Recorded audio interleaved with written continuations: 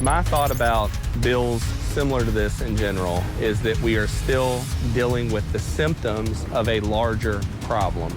First tonight, a bill in the General Assembly aims to get pedestrians out of the areas surrounding Kentucky highways. Sponsors of the bill say it is designated to address safety concerns, while critics worry it targets homeless people. WLKY's Edward Smith breaks down the legislation. Standing near an exit ramp or near the shoulder of a state-maintained highway like this one could incur fines if House Bill 189 is signed into law. It's about pedestrian safety. Representative Kevin Jackson of Bowling Green is the sponsor of House Bill 189. The bill looks to prevent pedestrians from sitting, kneeling, reclining, or standing in state-maintained roads, shoulders, medians, ramps, and grassy areas.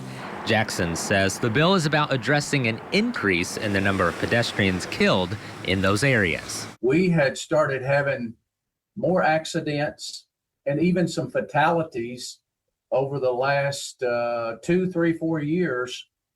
Those rates had gone up on some of our streets and highways there around Bowling Green. Local police would enforce it, and those in violation could face fines up to $50.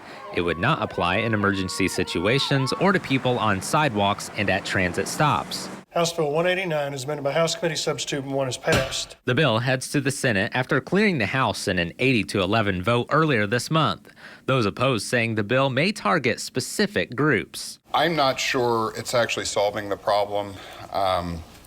I'm worried that this is a tool that could be used to unfairly target people who are either homeless or protesting. Shane Schlater with Exodus Family Ministries says bills similar to this one often try to remove unhoused populations from the streets without addressing the root cause of homelessness. I would love to see people say, okay, there's people on the side of the street that's a problem, but ask the next question. Well, why are they there? In Louisville, Edward Smith, WLKY News.